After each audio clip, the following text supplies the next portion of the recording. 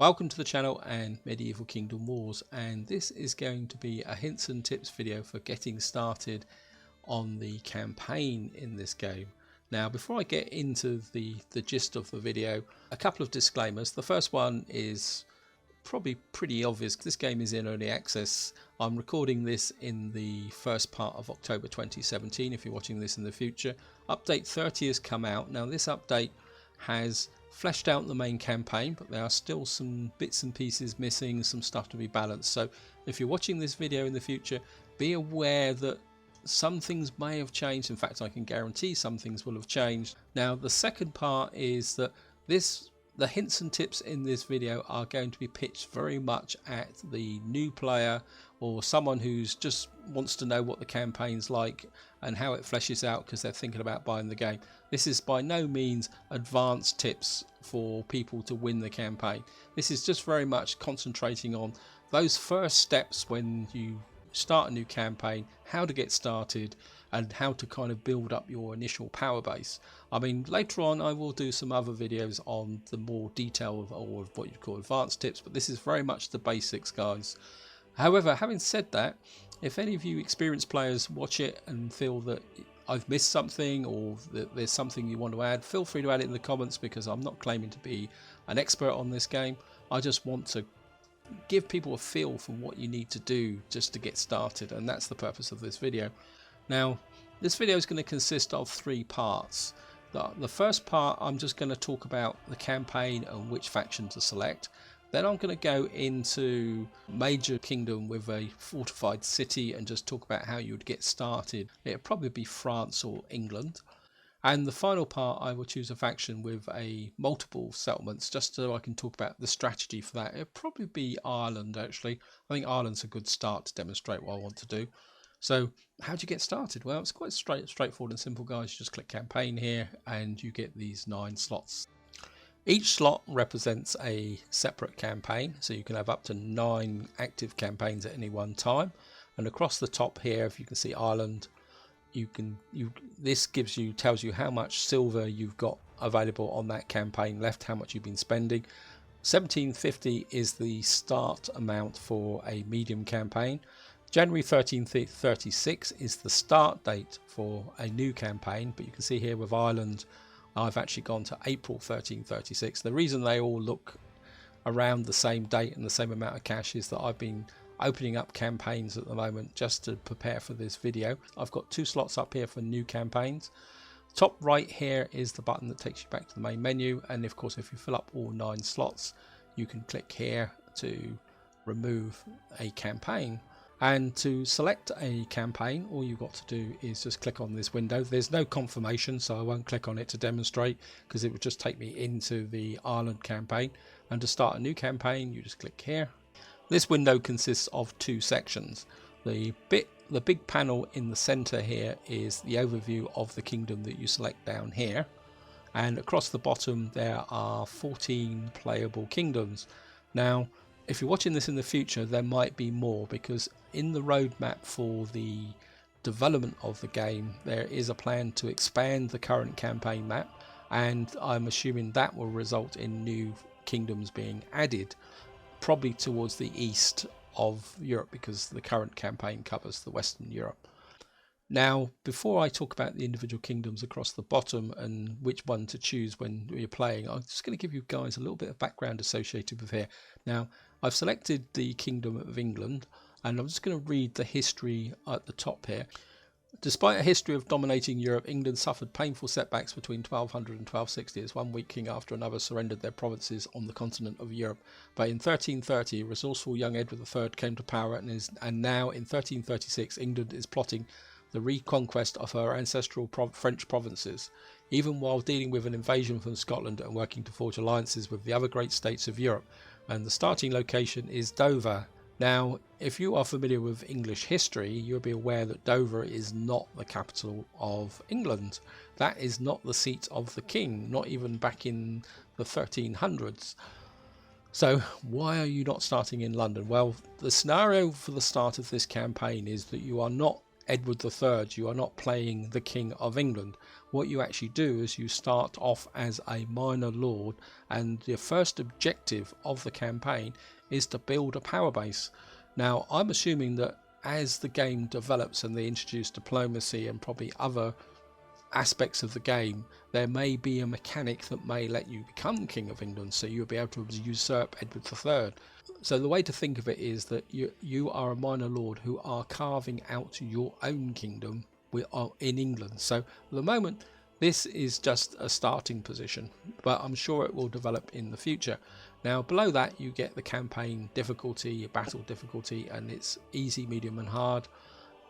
I play on medium all the time simply because I want consistency, so when new updates drop I can do a kind of anecdotal comparison with the way the AI is performed and how way battles go.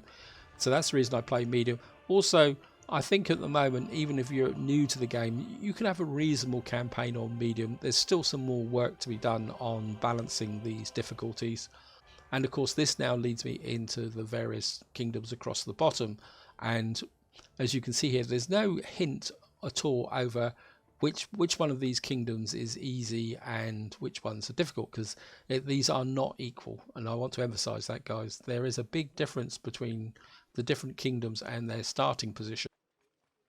In order to describe the start difficulty for the kingdoms across the bottom here, I'm going to put them into three groups. Now this is very much my opinion, so if any of you guys watching the video think that there's a better kingdom to play, feel free to put it in the comments.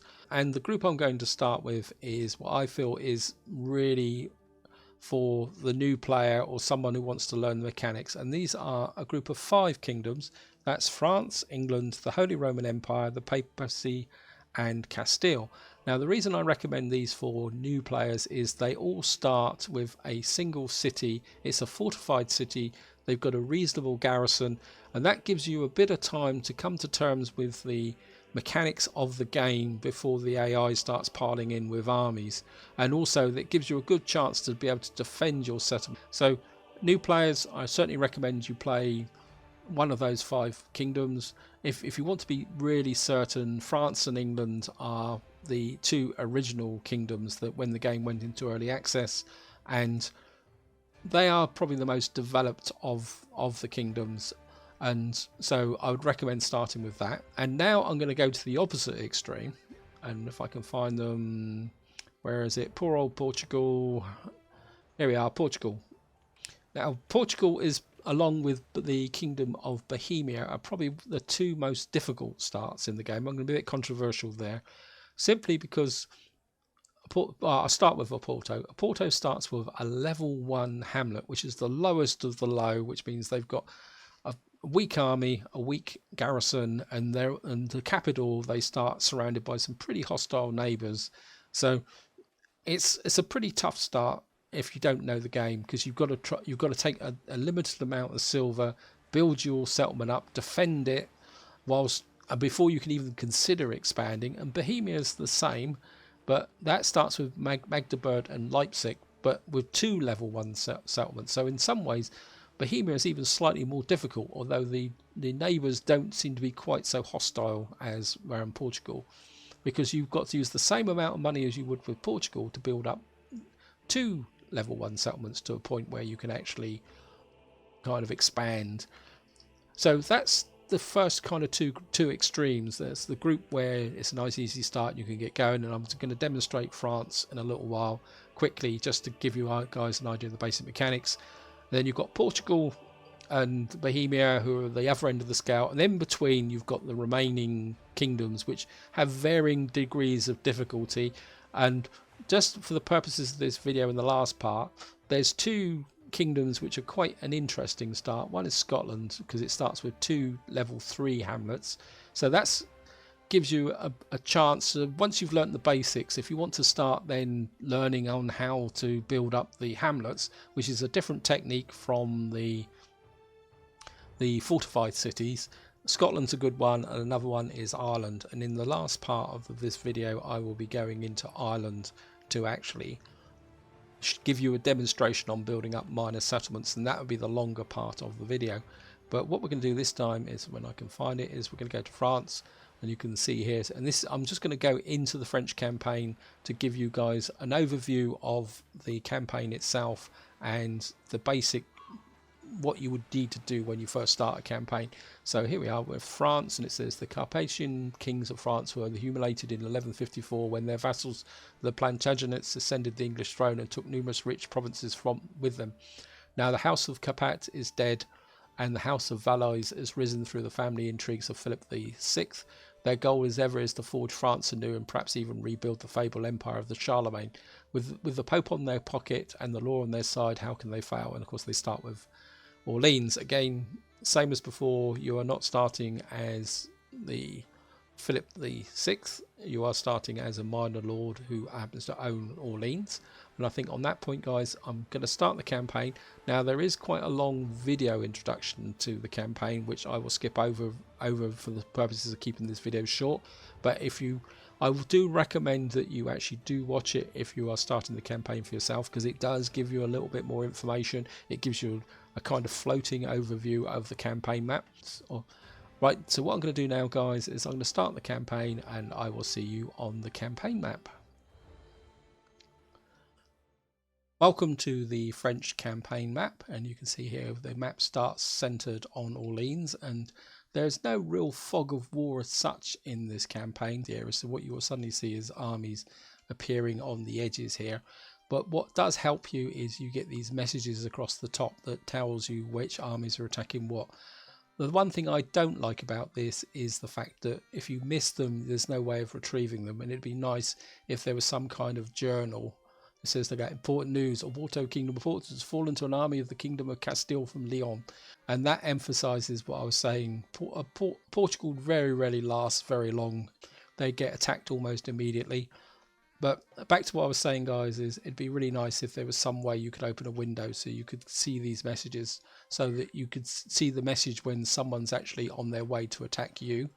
And what I do is close this overview map, because in the early parts of the campaign, you don't really need that. You're concentrating very much on this area. As you can see, this is the one I own, and round here you can see all these settlements have got flags. So in a way, Tours and Romantin are part of Pontier, so that's a kind of stronger lord round here, and you're in the center.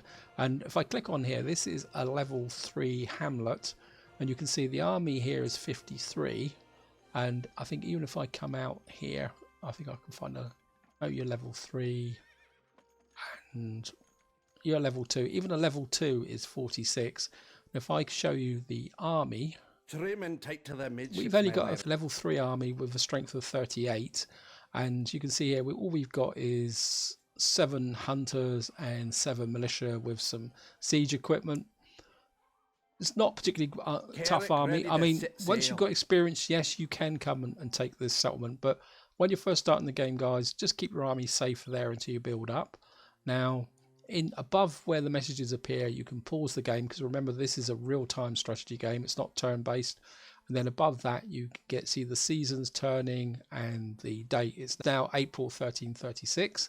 And then in the top left here, you've got your starting cash, and below this it says collect taxes, collect all taxes, but that has a minus 15% penalty if you do that. So what you want to do, guys, is when you first start, use the collect taxes down here. If you collect the taxes here, you get the full amount. And again, this is another reason why I was saying that if you're a new player, begin with Orleans, because you get a nice tax rate as well. So you can come in here, you can see the garrison. The garrison is actually stronger than our army. Now, again, once you're an experienced player, you can take the decision to swap some of these troops to your army, but I don't recommend it straight away. And what we're going to do now is dive straight into the city, because what we need to do is get our economy up and running. And it says here, managing your town costs silver, which will drain over time. Proceed, yes. And here we are, we're in Orleans, and you can see immediately at the top now, we're getting the tick down of silver. And because I'm on medium, which means it's going to cost me 20 silver a minute. So what you need to do is really make, when you're working in here, productive. And the first thing you want to do is get your serfs out collecting wood. Making them into logs, my lord. And of course, the advantage with starting as Orleans, you get a cart, which means if you put the cart close to your serfs, they don't have so far to walk to deliver the products. And the first building I like to build is a barn, because that's where your food is going to come from. Although you've got pigs here, you need to slaughter them, but you don't want to slaughter them too quickly.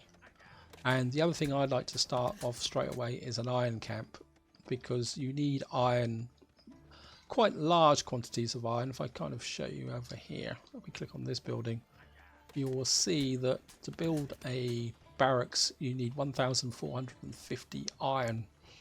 So you need to get this iron camp up and running as quickly as possible. And the other thing I also do is I train an extra serf, and while that's building up, and because we need to get our wood up as quickly as possible so we can build a stone camp. Give you a quick tour of the city, guys. These maps are absolutely awesome. I really love them.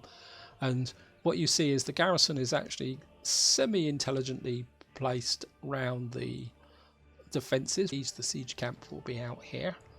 And again, when you're first starting, although it's only Palisade, if you get your economy up and running, if you get attacked, you can fight off an attacking army, even if it's stronger than you, because obviously if you've got your economy up and running, you can recruit troops, because even though you don't actually have a barracks, what you can do is recruit hunters and militia from your banner. And what I'm going to do is get these guys, and I'm going to set this guy towards collecting food. And the one thing you want to do here is train 2 chickens. It will make sense, guys, because one thing about pigs is the fact, and sheep, that they do not give you a drip of food, where chickens do. If I show you here, it says here, chickens slowly generate food resources by laying eggs. Chickens can be slaughtered for food by peasants, and if they fully fattened up and result in larger, faster food bursts, where pigs have to be fattened and then they're slaughtered. So the pigs are a good way to boost your food when you're in the map. But if you've got chickens, there's a kind of fringe benefit. And of course, once you've done the research, you can get access to sheep and cows. And once you get cows, you can really get your food economy going. You can see how quickly the wood's piling up, because these guys are really hacking away really quickly. And what I'm going to do now is just build a stone camp here. And we're just going to get the stone camp built, and then I will exit out the map. See, we've got plenty of gold, so there's no need to relax. And what I'm just going to show you while I'm filling time is you've got a chat window here. And this is the fact that if someone's around, sometimes the devs come in here, you can actually chat even though you're in single player mode. I will say, guys, I'm not very good at monitoring that when I'm playing, because most of the time I'm trying to concentrate on what I'm doing. And you can see now we've now built the chickens and the pigs. We'll just let the stone camp get built. You can upgrade these buildings, but I wouldn't recommend doing it to start with. Get the economy up and running. And what I'm just going to do is, just to demonstrate, we've got 700 food, 404 wood, 831 iron, and 887 stone. These are the values down the bottom here. The number on the end gives you the maximum size of a garrison. There is talk about increasing that, because at the moment that your whole combination of garrison and creatures and serfs can only reach 30. And what we're going to do now, guys, is we're just going to exit back to the campaign map.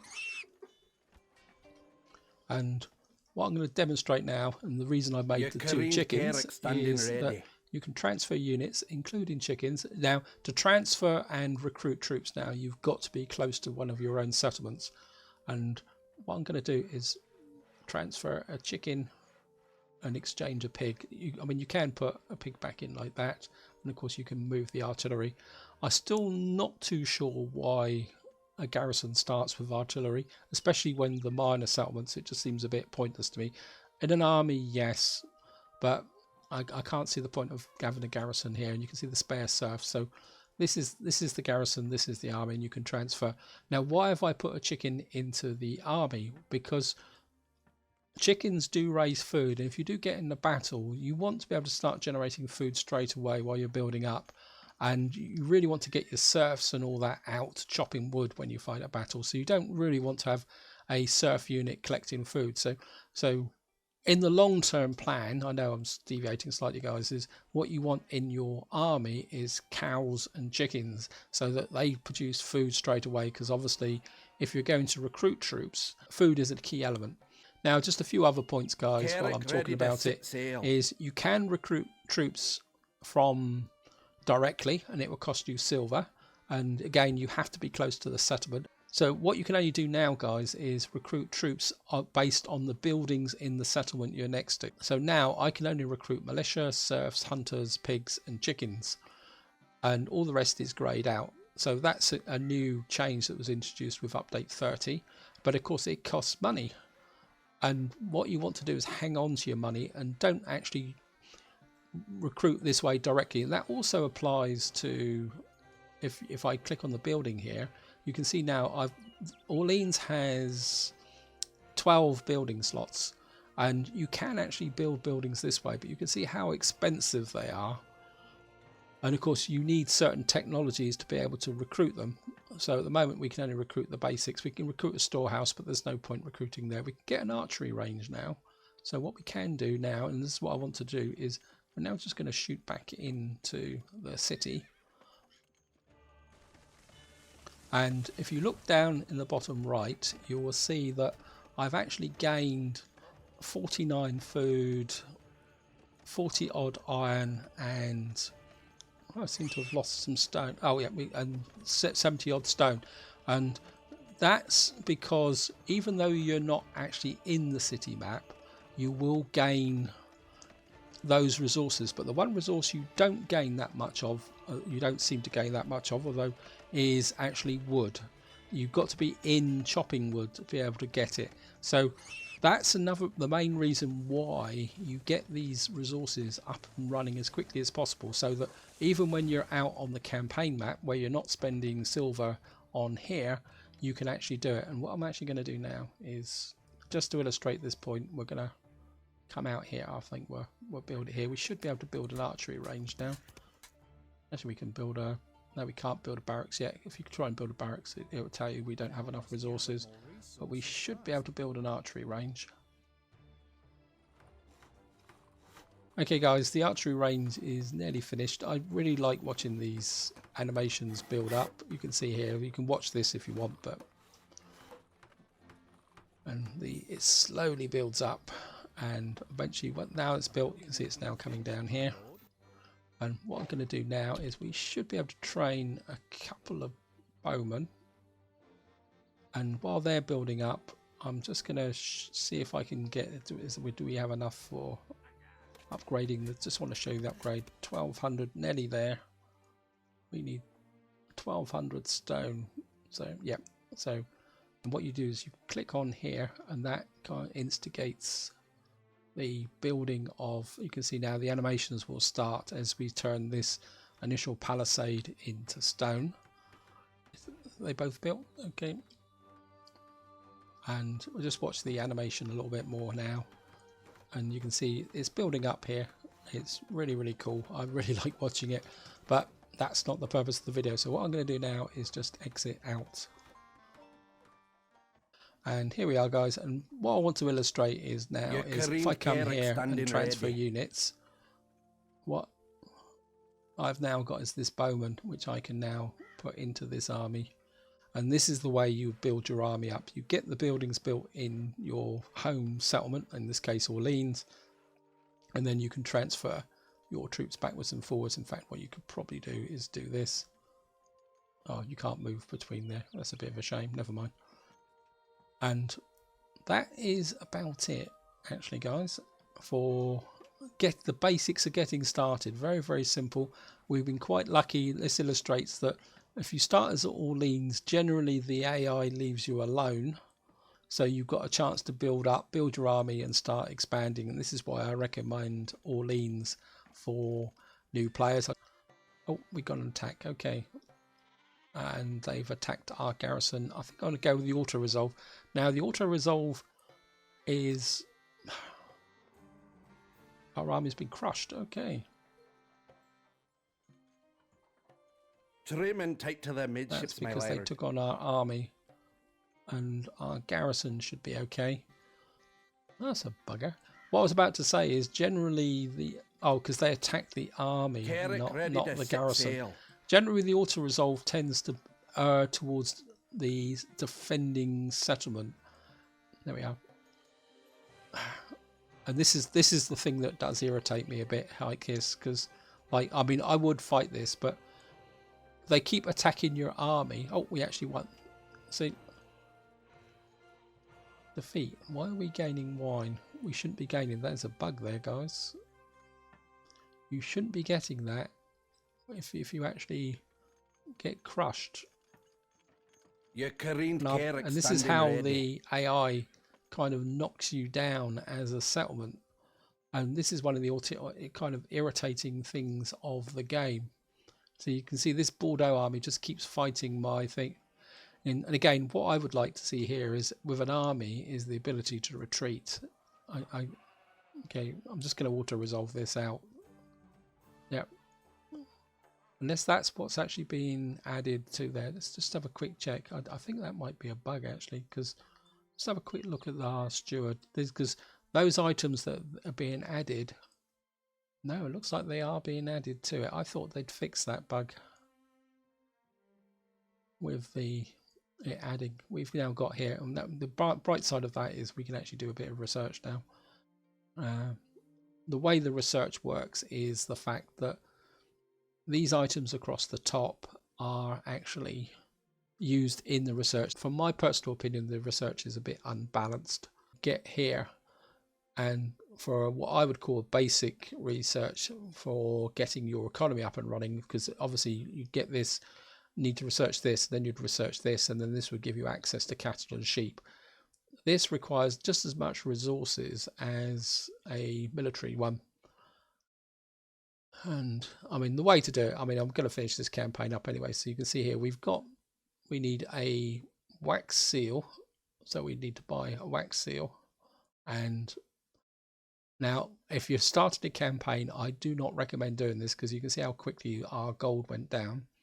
And then the research doesn't take any time whatsoever. It's almost instantaneous, which might account for why there's penalties here.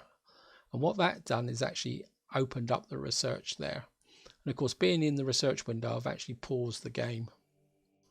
And I think what I'm actually going to do is move this army away. See if I can get rid of these idiots by stopping them attacking my army. Don't take this as example gameplay for fighting battles. This is not the way to do it. It's just that these guys are irritating me. But what I will do now is, seeing I've got in this situation, I'm just going to go back into the city, just to show you the effect of the research and the advantage of it now. So here we're back, and before the army attacks us, as you can see now, because I've done the research, I now got access to training sheep and cattle, so I can get some cattle in to get my food production going even faster. And the other thing also now is, if I come up here, you can see one of the quirks of upgrading the city is that if you start a defense upgrade and then quit out, it actually finishes it off camera. So when you come back in again, it's actually all built up. Final thing I want to show you before we actually get out of here is, it says now we've got this thing called local technology. Now, the one I've just showed you is the global technology that affects your whole kingdom. And what this does, this actually improves your single settlement. And you can see that says locally implement selective breeding. But if I now quit out of here again, and these guys have actually cleared off, I don't think they can win, because we've reduced them and they don't want to fight on here. Anyway, back to the research here. What you will see is, if I come across in the food one, it should show up here. Yeah, it says globally implement butchery. So the advantage of researching locally is, one, you don't consume silver, and two, it gives you an early access to research. So I do like that about the research. And I'm just going to go there, and I've got can't resist it, guys. In fact, what I will do is demonstrate here. So that should come to 1622. But if I do that, you can see it the 15% tax, and these guys are coming. We'll just see if they're going to attack this. Yeah. And this time we're just going to auto-resolve it again. And this time we should win. Yeah, Orleans is safe and we've won 4 dies.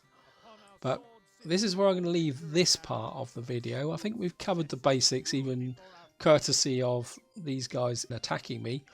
And what I'm going to do, guys, is pick the video up as starting as Ireland, just to show you the difference in strategy between starting in a fortified dwelling and working with hamlets. So I'll see you once I get on the Ireland campaign map. Well, here we are, guys. We are on the Ireland campaign, and you can see we start with Limerick down here, which is a tier 2 settlement, and Tarm, which is up here, which is a tier 3. And we've got the usual pretty weak army, but what I want to do is get this army down to Limerick as quickly as possible, simply because the AI tends to attack Limerick first, and what we need to do is get Limerick built up as quickly as possible. And you can see we still start with 1750 gold, but the taxes are a bit lower, but not as low as if we had a single settlement. And this time we're going to come in here. As you can see here, guys, Limerick only has 5 slots because it's a tier 2 hamlet. And what we're going to do is enter the city. It says city there, but it's really a hamlet.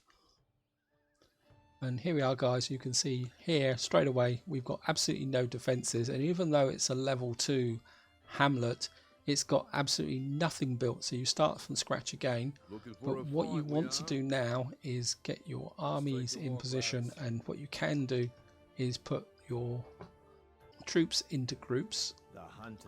And the reason I do that is that I want to put them in position so I can group them ready for battle. And of course what we're going to need now is get our serfs in here. Now the difference is with these lower campaigns is the fact that you actually start with chickens, so you can see the food is actually rising, but that doesn't mean that the strategy doesn't remain the same. Now what you've got to be aware of is where the enemy would attack from when you gut siege, and what you really want to do is kind of build your key buildings on the opposite side from where someone would attack. I think the attacking forces would come from there, and of course we're going to start with a barn and the iron camp. The strategy is exactly the same. Now what you want to do is my serfs have actually gone off in the wrong direction, and what I want to do is get them over here. There's actually, it says there's 3 of them, but I can't see 3 of them. And of course what you would want to do here is actually, we don't have that much in the way of food at the moment and wood, and I really need to build the wood up as quickly as possible. Now the reason I'm bringing the serfs over here is the fact that we've got windmills here.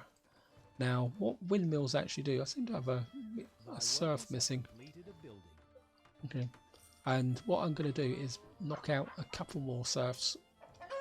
Unlike the fortified buildings, you actually need extra serfs here, and you can see we've actually got chickens, so we're getting food straight away, so we don't actually need to build chickens here, because as part of the garrison for hamlet settlements is chickens. Oh, come on. Honoured for sure, my Get lord. working, guys. Come on. My lord, what do you need? Get chopping that wood down. Now the reason I brought them over here is the fact that they will deliver the wood to the windmills. They won't traipse all the way back to here. They will do it there. And what I really need to do is get the stone camp up and running as ASAP. On to work, my lord. We get a couple more hunters, because obviously we need to build this defences up with our army as quickly as possible. My lord, what do you need? What I want to illustrate here is we have enough stone. So now the first, for a tier 2 settlements, all you get is these towers, and they're not much use, to be honest. And what I'm going to do is just flip back out, because they will build off camera outside. And I've got 1600 gold, so what I want to do now is, this is something you can't do with fortified settlements. I need to do an upgrade as quickly as possible. You can see it's going to cost me 950 gold, and I'm going to collect the taxes as well.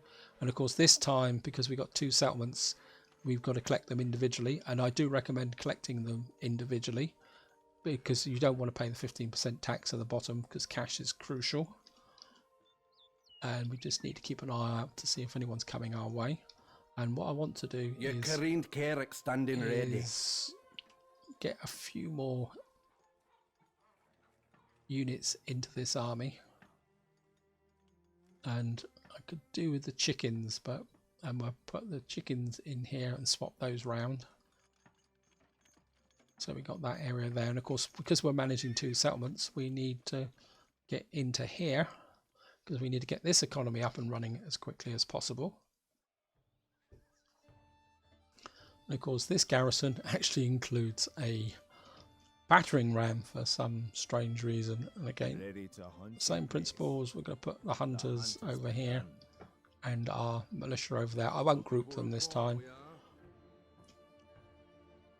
And of course we're going to need to get our... I think what I'll do this time is I'll just let these guys free base. And exactly the same as last time, there's nothing here, even though this is a level 3 settlement. And you can tell that now because it's actually got 2 building points for the 2 levels. One builds the tower, the second one builds the palisade, which is what trying to get to as quickly as possible. But of course what we do need to do is get exactly the same as last time. We need to get a barn in and a iron camp. I get that up and running because we're going to need the iron to do the upgrades. And of course these guys are over here. Need help, my lord. What we got here? Serfs, yep. And these guys will use the windmills here. So this time I'm just going to let them run. Now bear in mind that I'm rushing this, and the other advantage is we've actually got a cart. So what I can do actually is put the cart there. Then what I will do is put my serfs. We've got plenty of food, so we'll get a couple more serfs up running. And what I'll do is I'll send, and what you can do is if you do that and do that, you set a rally point. A building has been finished, my Great, lord. so we've now got that there. This is finished, and we've already got chickens, so we don't really need anything else. But what we could do is, we've got a little bit of food, is get some pigs up and running straight away so that they can actually give us a bit of momentum.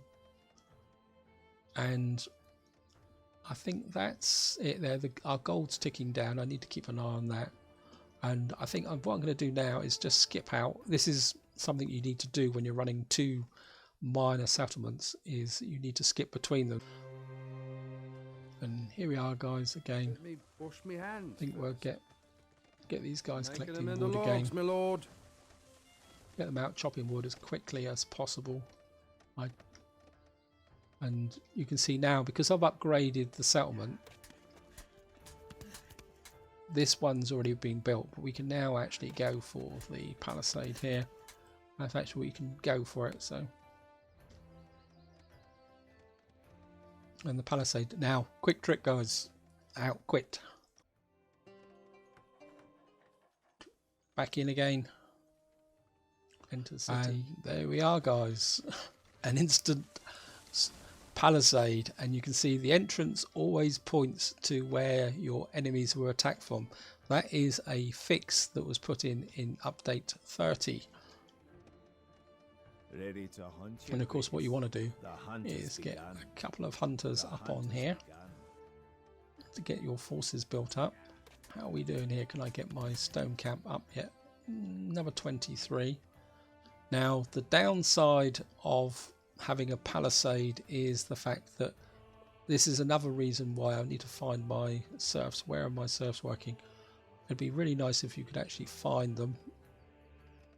Where are you chopping wood? There they are. And what you want to do is get your serfs over here, because otherwise what they will do is walk all the way around here into here to drop the wood off. If you get them near the windmills, they will actually start to pick up all the necessary very quickly, and that's something you need to manage. Now another option you can do is build a storehouse. If you build a storehouse, that will allow you to actually build a cart. But if at the moment, because you've got these over here, Some of thy you work can is just a flip dream. these guys Making into them into logs, my lord. building Get chopping on those wood trees. here. Get hammering, lads. Both And sticks that has two timber coming advantages. One, they will only walk backwards and forwards to these windmills, and two, they will actually not be in the line of fire when you get attacked. So what happens is, because the game remembers where they should be, and what will happen is if you get into a battle, someone decides to lay siege to your kind of settlement here, you will be able to do it. Right, we've got enough here. In fact, I think what I will do, because I want to reserve that for a defensive building, what I want to do is get up and build this stone camp there. It'd be really nice if there was some way you could activate these towers as a defensive role. At the moment, they don't seem to have any real rhyme or reason why they're actually here. Right. And it'll also be, so let's get these guys up. chopping wood, so we should have plenty of wood coming in. We've got plenty of food coming in, and I think what I'm inclined to do is get a little bit of militia, Ready, my lord. and I think we'll just put there, build a, and like I say, we've got 30 slots, so we'll start building this up. This is where you've got to balance it, in the sense of balancing your need to build up your economy with your defending your settlement. And of course, what I want to do here is get in an archery range. We don't have enough, so I think what I need to do now is quit out and let that build up slowly on its own time. Right guys, just to wind this video up, what I'm going to do is have a quick look into Tarm. So here we are guys, you can see this area needs a little bit of work, and I think what we can do, you don't have to build these in any specific order, and if you've got a tier 3 settlement, what you really need is the Palisade. Is that actually, yeah, you can see the Palisades coming up. So build the Palisade first, the towers, because from a defensive perspective, the Palisade is far more important. And you can see it's building the front gate here, so that means that we will be attacked from that direction. Okay. And as I say, you can see the Palisade, how slowly this Palisade builds up, probably because we're a bit short of wood. But if I actually quit out, and we're just going to flash back in again just to demonstrate. So there we are guys, the stockade is built. So I've got a stockade up in both settlements, and then what I can do is build these towers at my own leisure. As I say, defense wise, I can't actually see the purpose for the towers. They just seem to be a mechanic for upgrading settlements at the moment. I think that's it guys. What I'm going to do now is quit back to the main campaign. In fact, I've got a little bit of cash, so I think what I will do is demonstrate. Let's see if who needs it. Limerick's got, but I don't think Tam's got it. So, well, just to demonstrate, we've got an iron camp here. And what you can do is build a stone camp. It cost me 459. Not to be recommended, but that's how it actually works. And of course, my army here Your careened Carrick standing is ready. now 42, and here comes the opposition.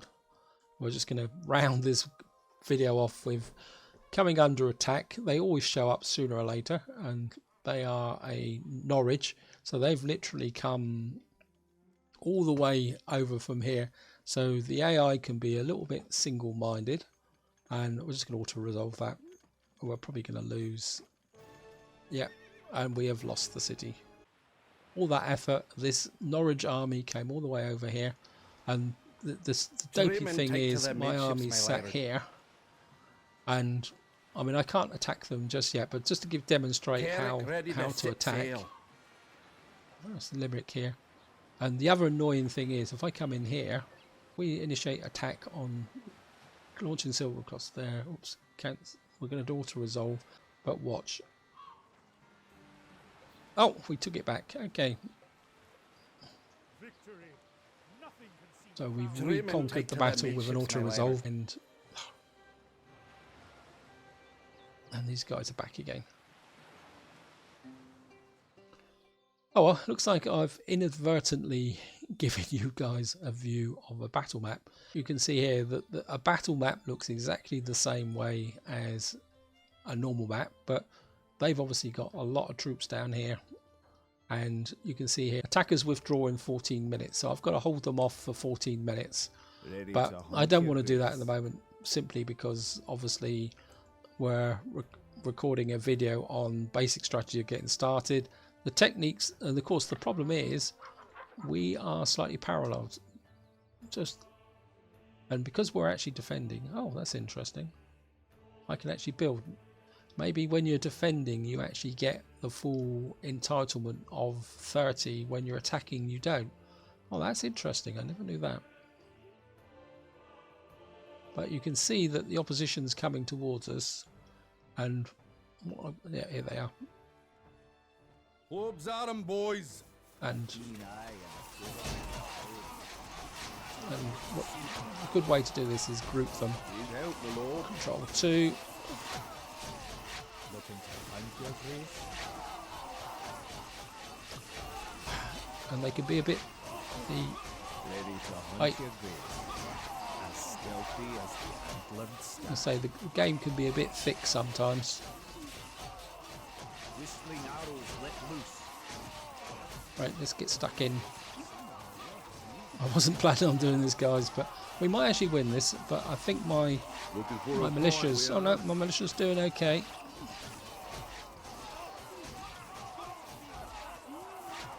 Need help, my lord. Clubs at 'em, boys. Using groups is very, very effective. And of course we need, this is where I should have had some chickens in my Toothpicks and army, timber because of coming course up. with these you need to build everything from scratch. And what we're going to do is, Ready to hunt and this your being a grace. field battle, Hunters, get going now. let's get down here.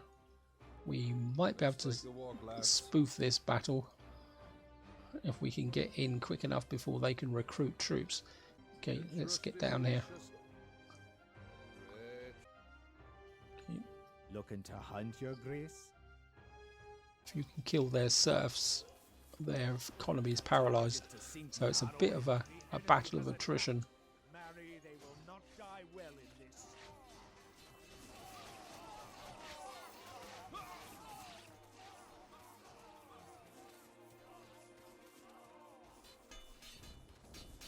Take the walk, lads. Looking to hunt your grace? The trusty militia standing by. So we're just going to come in here.